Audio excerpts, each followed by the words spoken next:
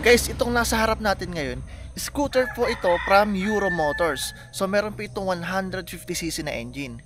So tara tingnan pa natin yung specification ng motor na to. Dito sa kanyang physical design, mapapansin natin, hawig siya ng Honda Click 125 tsaka 150, yung game changer. As you can see, talagang tindig na tindig, Honda Click talaga. Kung titignan natin dito sa side, mapapansin natin na Honda Click pa rin talaga yung pinaka-design nitong motor na to. Overall, parang doon talaga siya ginaya. Dito sa kanyang headlight, all LED na po yan.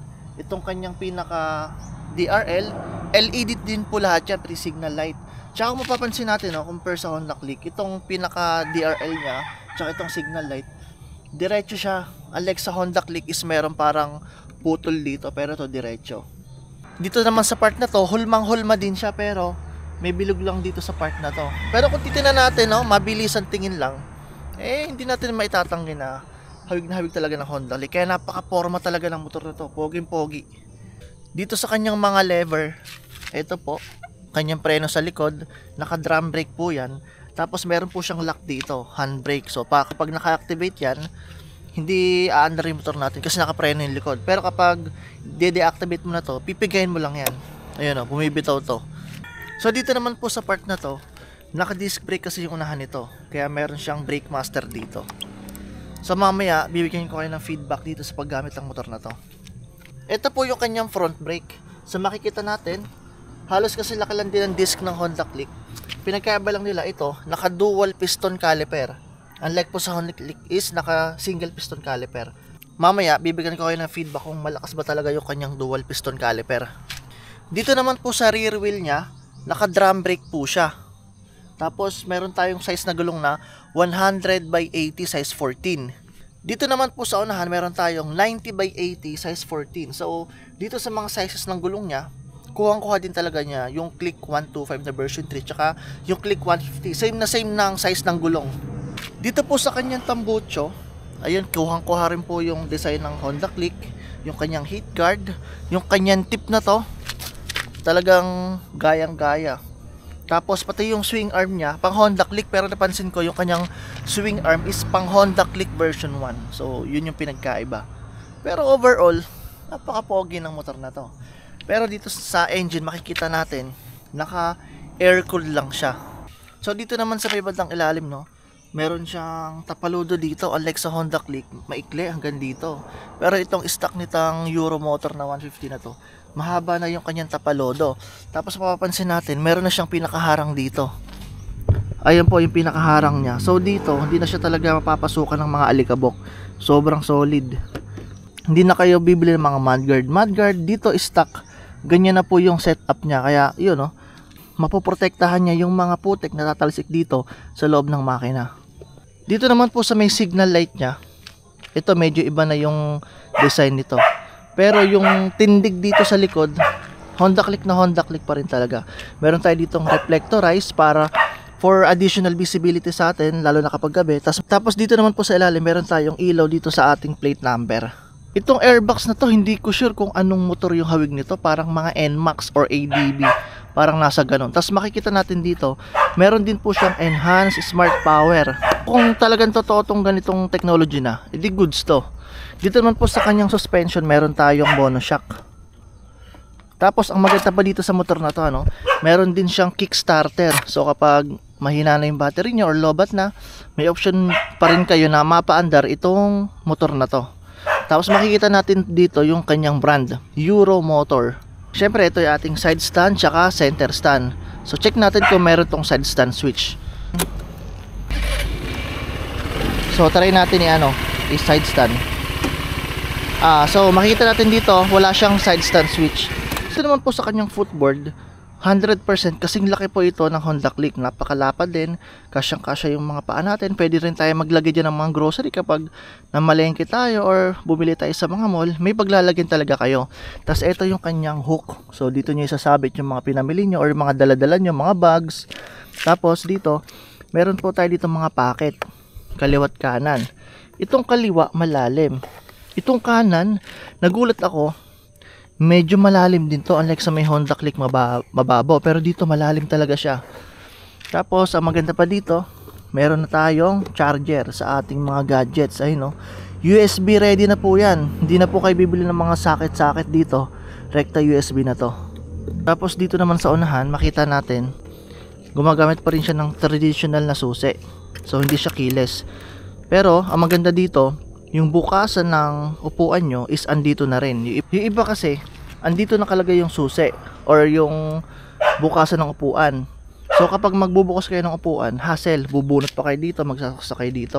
Pero dito sa motor na to, saksak mo lang, ipihitin mo na isang pihit, pindutin mo to, pak, ma-open na natin yung kanyang upuan.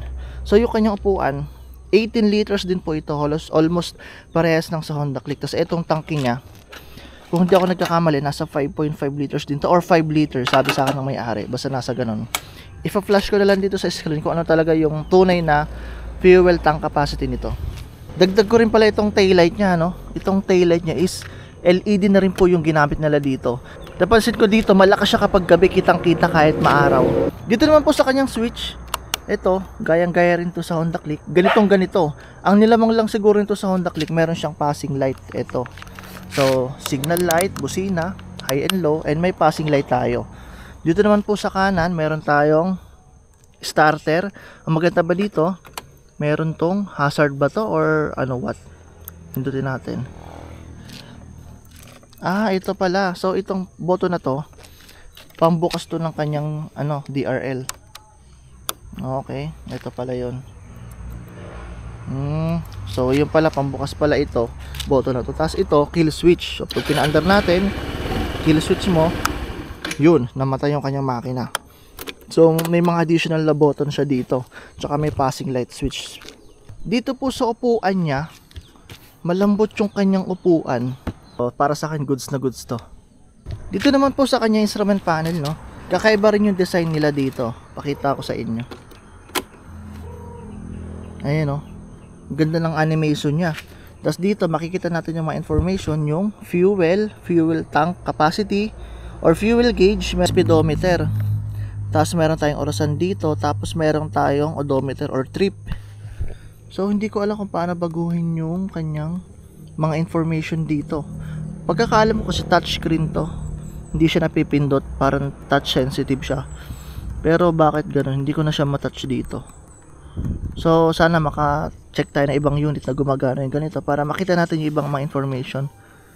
Tsaka yung nakalagay dito, MPH, hindi siya kilometer, naka miles per hour siya. Baka dito nababago siya yung kanyang value. So check na lang natin. So ito mga pare kayo, test drive naman tayo nitong scooter from Euro Motors na 150cc na look alike ng Honda Click. So tara, check natin yung performance nitong motor para magkaroon din kayo ng idea kung ano ba yung expect nyo dito sa scooter na to. Test drive natin. So kapag i-start nyo, kailangan nakapindot itong kanan para mag-start siya. Pero kapag yung kaliwa lang, parang ayaw.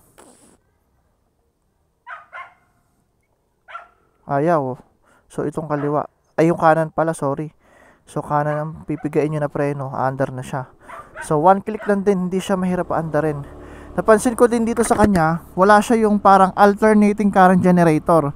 So gumagamit pa din siya ng traditional na dynamo. Oh, okay din naman pala, hatak ah. Lakas din.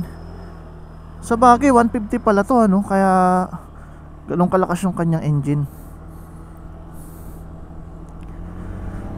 So, una ko napansin, pati yung riding position, hawig na hawig sa Honda Click. As in mga pare kayo, parang wala siyang tinapon sa sitting position, sa handlebar. Basta, identical siya sa Honda Click. Ito namang engine niya,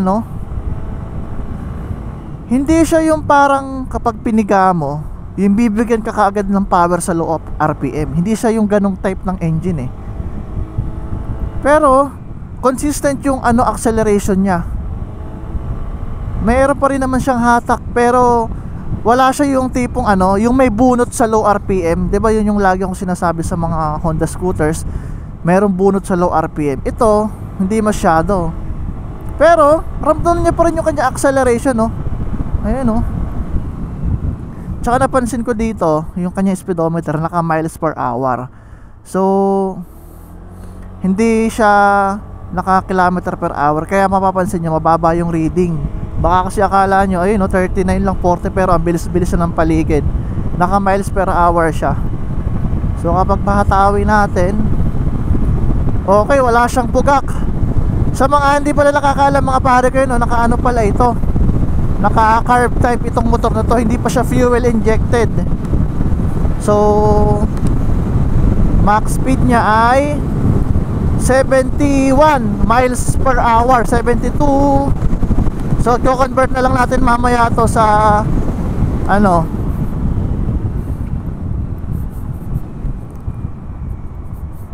sa kilometer per hour. So okay din yung kanyang performance, no? May hila din siya, may hatak kumbaga. Ayun, no? Wala siyang ganung bunot na parang mga Honda scooters, pero malakas pa rin siya. So try natin bumalik. Sa mga preno naman po, yung likod niya, as I expected, sa mga drum brake medyo may delay siya ng kagat. Unlike sa mga disc brake, kapag pinreno mo, mararamdaman nyo agad yung stopping power. Pero dito parang it takes milliseconds or seconds bago siya talaga, ayun, no? Parang pangit siya gamitin sa mga emergency, which is normal sa mga drum brake. Ako sa Honda Click ko, naka drum brake din ako, ganun din yung problema ko, kaya nag disc brake ako. Sa harap naman po, malakas ang preno niya sa harap. Ingat-ingat po kayo. Legit na to dual piston caliper. Malakas yung preno niya sa harap. Kaya kung gusto niyo ng magandang preno, dalawa sabay natin. Pag ayun, no, bawa tatakbo tayo ng mga 30 miles per hour, then ipepreno ko, ayun, no, hihinto niya tayo agad. So yun yung maganda dito kapag kaliwat kanan na ginagamit nyo. Wala rin pala siyang combi brake system, tsaka ABS, wala po siyang ganong feature. So separate yung kaliwa for sa likod, ito naman kanan para sa preno sa harap. Tsaka yung engine niya napaka-smooth. Dito ako natutuwa. Wala siyang vibration na malakas sa high RPM, 60 miles per hour takbo natin, pero napaka-smooth lang engine. Wala akong na-feel na vibration sa handlebar. Yun yung napansin ko dito sa motor. So baka sabihin ng iba, Euro Motors baka ma-vibrate, pero dito sa nagamit ko ng motor na to, hindi po. Puta, nakagulit ako sa aso. Yan, okay na okay pala siya gamitin mga pare ko. Tapos napakatipid po nito sa gas. Halos kasing lakas lang din po siya kumain ng Honda Click 150 ko, kasi nag-rides kami dito. Nandito po ako ngayon sa Quirino. Halos same lang sila ng kain ng Click 150 ko. Siguro kung may lamang man to, mga 30 pesos, 20 pesos, mga ganon. Pag magkakarga yung Click ko ng 220, dito mga 250 naman. So ganun po yung kanyang difference. Pero may bilis din siya Maganda yung hatak, mabilis yung makina. Well, 150cc pala to, kaya papansin natin yung ganun, may hatak talaga. Ayun na, dito yung Pinaripad Elementary School. Andito tayo sa Quirino Province, Pinaripad Sur. At gumagamit tayo ngayon ng Euro motor na scooter na 150cc. Ganda rin dito sa Quirino. Napakaganda ng tanawin. Ayun, kita nyo naman to, yung tulay. Grabe. Ayun, ginagawang tulay pa lang yan, pero tapos na siya. Parang finishing touch na lang. Dito sa motor na to mga pare kayo, legit talaga, matipid din sa gas kahit carb type siya. Tapos may hatak pa. May hatak talaga siya. Talaga siya, mararamdaman mo talaga yung pagka 150 niya. Ito ang maganda sa scooter kapag nadadaan kayo sa mga basa. Hindi nyo na iaangat yung paa nyo kasi nakatago na yung paa nyo sa may footboard. Kaya napaka solid. Ngayon, balik na tayo. First impression dito sa motor na to, mataas din yung kanyang top speed. Alam ko yung 70 miles per hour, nasa 100 plus na din yun, kilometer per hour. Okay. Talagang parang nagdadrive lang din ako ng Honda Click. Hindi lang ang itsura niya mukhang Honda Click, pati yung riding experience parang Honda Click din. Ayun oh. Nakailang lang ako banking kasi iba yung feel ko sa gulong stuck kasi baka mamaya mag-slide tayo, hindi sa atin yung unit, hiniram lang natin.